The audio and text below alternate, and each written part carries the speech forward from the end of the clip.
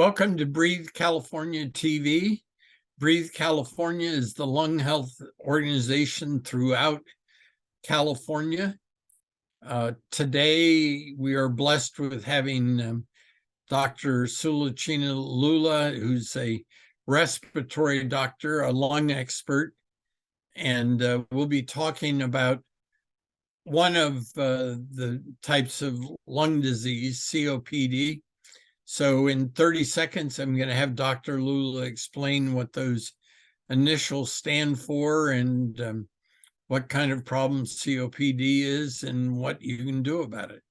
So we'll see you in 30 seconds. What it feels like to have an asthma attack is, well, you can't breathe and you can't tell anybody that you're having an asthma attack because you can hardly talk. You can maybe say one or two words, but you can't say much else. Breathe California has helped me come in contact with more asthmatics and more people who have the same case as I do. It's important to me because I don't feel like I'm alone in the fight against asthma.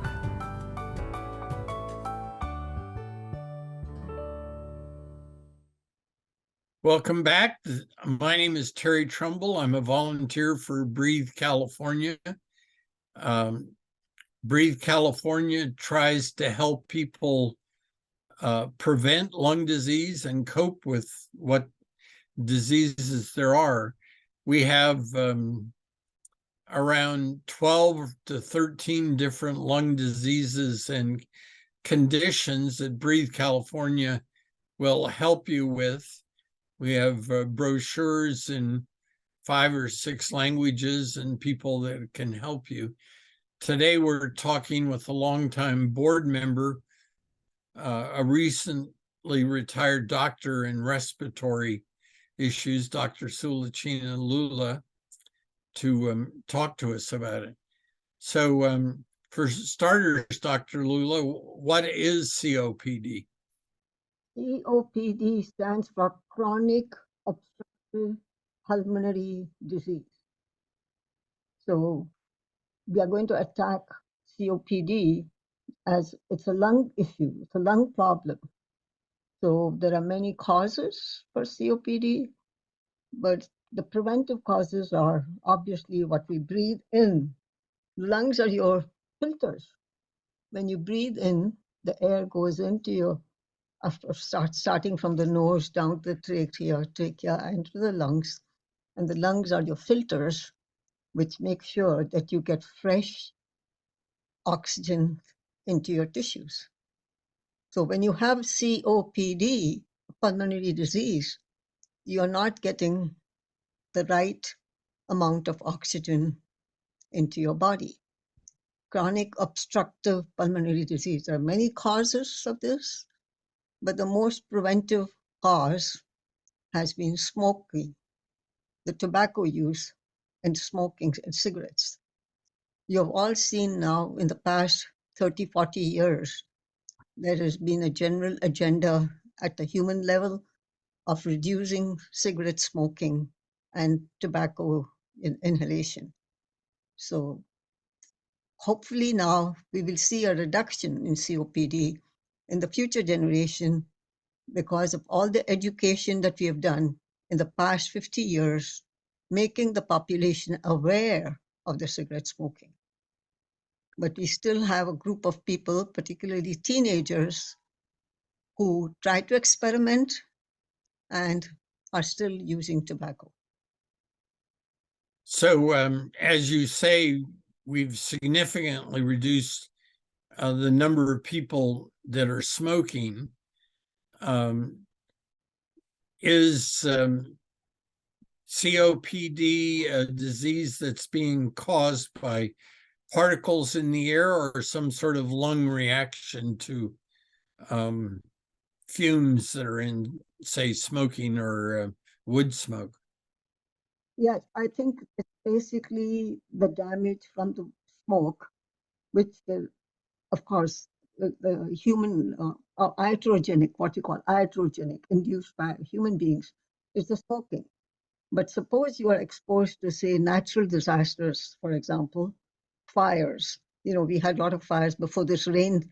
Fortunately, Lord has been kind to us that we have had a nice rainy winter this year. But the last few years, when we had no rains, even the winters, things got dry, and there were fires in California. Then the fires and those kind of things in the atmosphere, that smoke can also damage your lungs. So basically, the air that you breathe in should be fresh and healthy. If we contaminate it by cigarette smoking or by fires or by pollution of other kinds, other gaseous fumes, then it damages your lungs. Your lung is like a filter. It filters the air that you breathe in. So all the particles get caught in the lungs, and that's why you get what we call chronic obstructive pulmonary disease, COPD. So cigarette smoking is the one cause that we can control. We can't control the fires, the other natural disasters, which can cause damage to your lungs. So my recollection is asbestos is also particles that get into the air and into your lungs. Would they be obstructive when they're in the lungs? Yes. So there are industry-based damages depending on where you work. So asbestos is one of them, or it could be other particles depending on the nature of your work. So fortunately, we have these days, if you're working in an industry where you're dealing with these particles that can damage your lungs, people have these air masks. So at least our technology has advanced to that extent. So we don't see occupational hazards of lung damage. There are some cases which still happen, but we try to control them by prevention, by wearing those masks, if you're working in that kind of an industry. So talk about any other sources of COPD, for example, the earthquake that recently happened on the border between Turkey and Syria. Buildings collapsed like crazy. I would assume there's particles being thrown out from those buildings that are dangerous. That would be an acute damage. It would not be like a long-term, like a cigarette smoker is a different issue. But this can, yes, that can happen when there are earthquakes, when there are other natural disasters. Then, like, fires is not a natural disaster. When that happens, then you can get lung disease. And hopefully those are acute lung injuries. They're not like COPD. They're not chronic obstructive diseases. They cause acute lung damage, and most of those patients need to be treated right away. So if they are in the fire and they have this damage, smoke damage to their lungs, those people need to have immediate attention. If not, some of them, they will have residual damage in their lungs and behave like COPD long term. So talk a little bit about what you could do in a hospital to help people with COPD. You were talking about they need to get in to get treated. How much of this can they alleviate, or is it going to have to be some sort of permanent treatment? First of all, once it's identified, we measure the person's lung function. What is the amount of damage he has, and try to see what is his lifestyle of handling that damage. So people who have, say, lost 50% of their lung function or more may need to be on oxygen. So these are the people you see, these are the ex-smokers of the past who smoked for 30, 40 years. You see them when they have COPD, that's chronic obstructive pulmonary disease, they are on oxygen. Some may require oxygen only at night when they're sleeping. Others may require 24/7. So we have to measure the amount of lung damage they have, amount of their lifestyles. And sometimes the people who were, say, athletes, etc., and have lung damage, then they may have to be oxygen dependent. So those are the things. So we have rehab centers, pulmonary rehab centers, that person are taught how to use the oxygen and try to see if they can improve and not further damage their lungs. But most of the time, they are, once the oxygenation level is low, they are dependent on the oxygen and walk around with mobile tanks in the back. So there isn't really any way to reduce the obstructions. It's more just getting a higher proportion of oxygen into their lungs. Well, there are medications which which help to try to open up the lungs. They're called bronchodilators. Then those have tried to each patient is an individual whose lung capacity, they have undergo what's known as pulmonary function testings, PFTs, and they also we measure the oxygen at daytime and at nighttime. And depending on where the person falls in terms of their lung capacity, treatment appropriately is designated. So some of them are on a lot of medication which are called bronchodilators to try to open up their breathing tubes as much as possible. And some of them are on these machines, the bronchodilators given to them by respiratory machines, so that they can use that as needed. So we've had wildfire alerts that tell us that it's severe unhealthy air quality. That's pretty scary stuff because particulates in the air are a regular part of our lives. It's just they're made more severe by wildfires or other things you've talked about. Right. So the lungs act as a filter, but like depending on, hopefully a normal day, you're not going to have so many particulates in a healthy environment. Now, if you work in an industrial area, these chemicals are there. There are, safeguards. So that industry has to provide you with safeguards so that that your lung does not lungs may not be able to filter all the particles. So those people wear air masks, depending on the industry that they're working in. So there are a lot of preventive medications out there which are like meant for occupational hazards of the things that they're dealing with. Well, our last show was about COVID, and everybody knows that masks were an integral part of that. Will those masks be helpful against particulates? I think the bigger particulates, yes, but if it's a gaseous particulate, may not be that effective. So to some extent, yes, you can use those, but I think the ones who are working in industry with these toxic fumes, they need special masks. They're called rebreathing masks, which are designed for those occupational exposures. So we've been talking to Dr. Lulla about a lung disease, COPD, chronic obstructive pulmonary disease. Is that what D is? Yes, yes. So we'll be back with her in about 30 seconds after this public service announcement.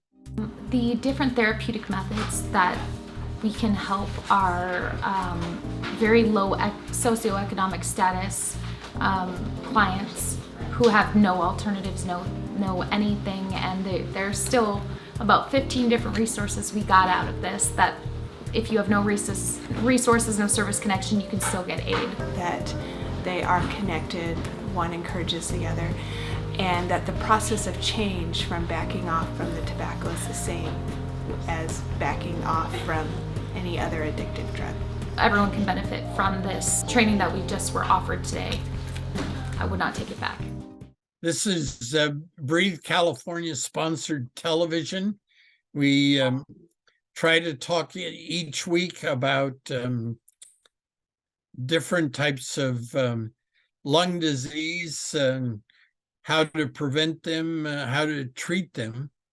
So this is really a critical organization because 95% of Californians are breathing unhealthy air. And the 5 chapters of Breathe California are working to prevent and help people with those. Have you ever done one of the health fairs that Breathe California covers? Yes, I've been to many health fairs that Breathe California covers. We have an annual health fair, and where we can do offer patients their breathing tests, do their lung functions, advise them, and guide them for their treatment. And we also provide services for COPD patients who may need oxygen equipment and different masks.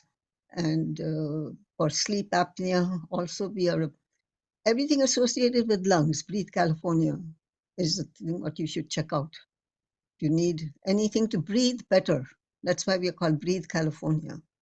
So we will guide you in terms of CPAP and masks, your nebulizers, anything lung related, we'll try to help you. Help you with, go to classes to stop smoking, prevent tobacco use amongst the youngsters, teenagers.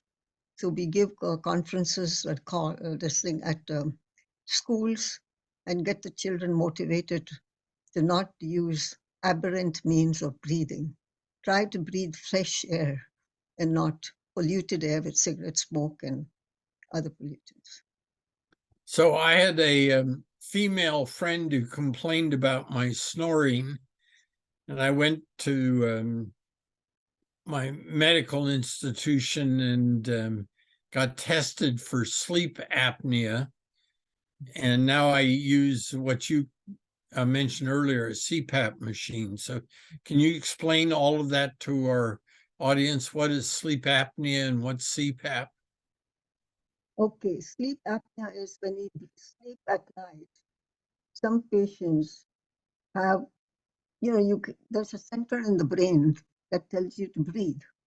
So depending on the underlying lung problem that the person has, their breathing is very erratic.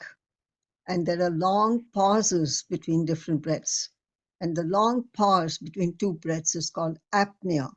When you don't breathe, normally we are supposed to breathe about 18 to 20 times a minute.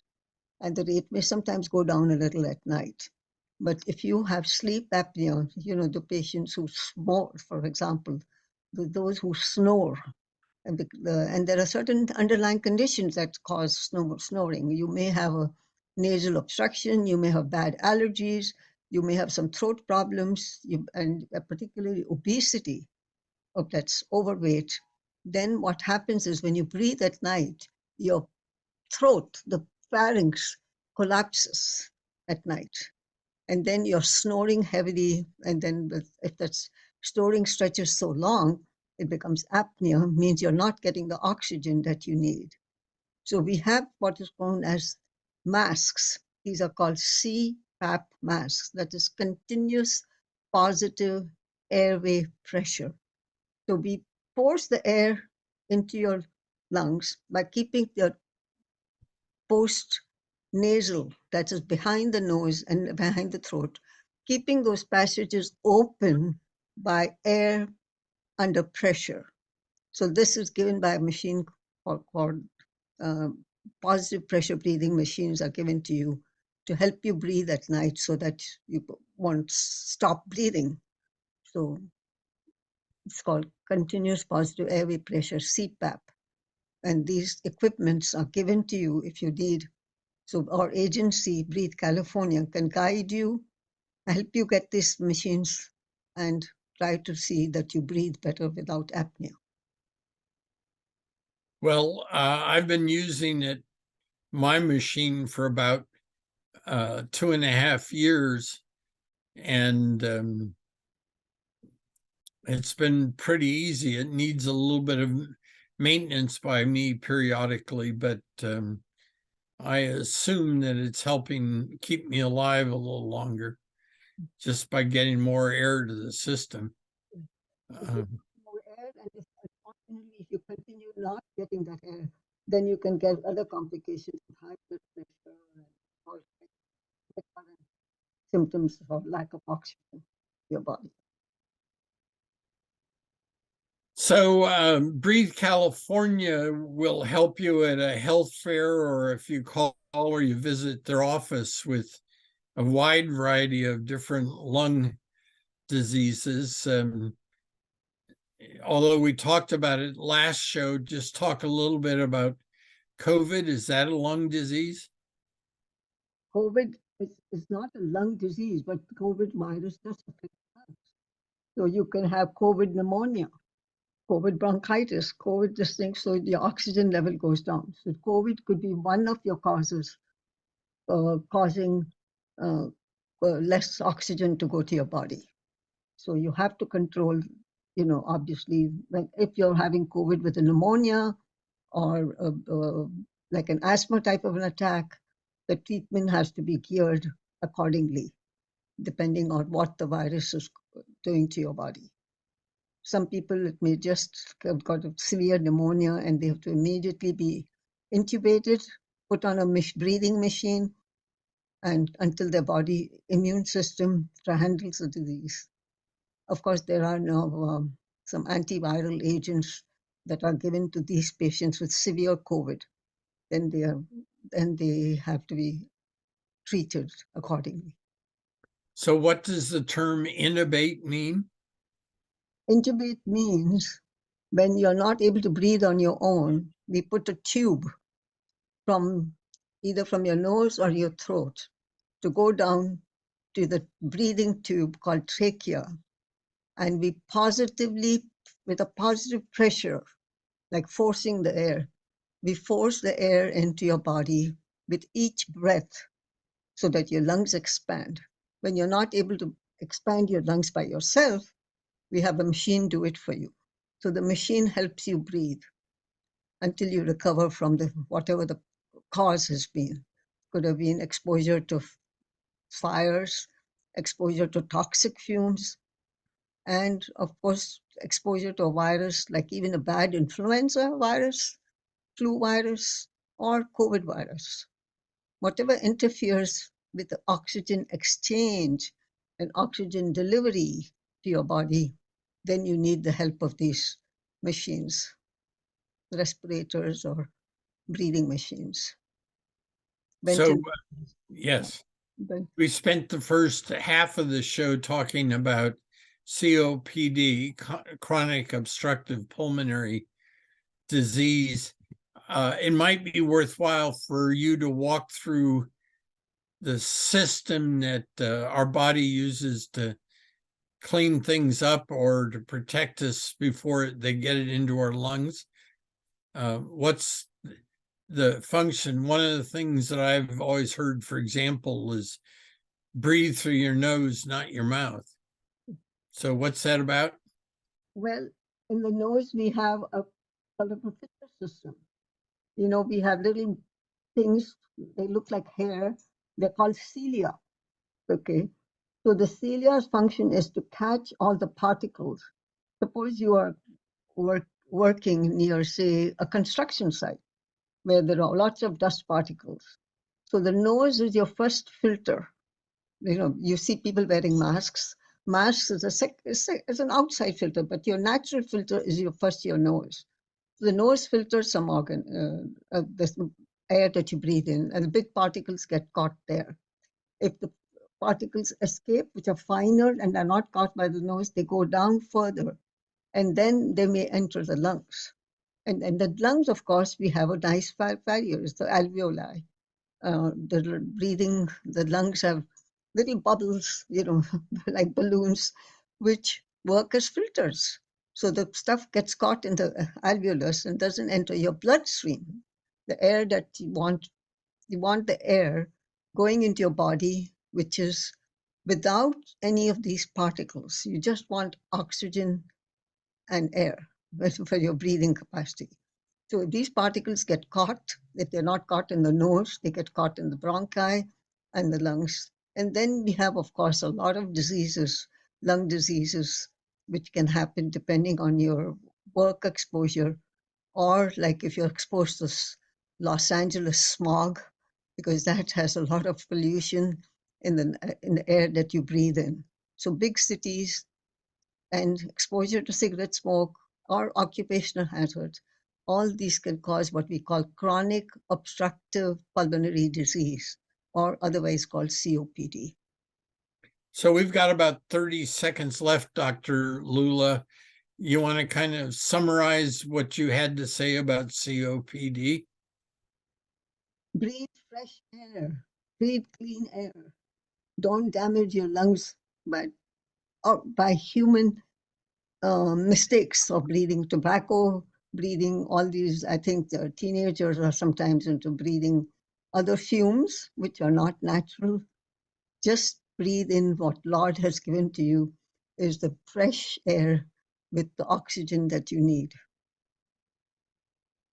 Thank you very much, Dr. Lulla, both for being on the past two shows and what you've done for 20 or 30 years to fight to make people have healthier breathing and survive lung diseases. So we appreciate your work for all of us. Thank you for giving me this opportunity. So any breathing issues, please contact Breathe California. We are locally based in San Jose, and we have interns who would love to help you. And we've tried to guide you for any problem that you may have in breathing. That's why we are called Breathe California. We want all the Californians, we want all the world, everybody to breathe better. Thank you very much. We'll have another show on your lung health next week.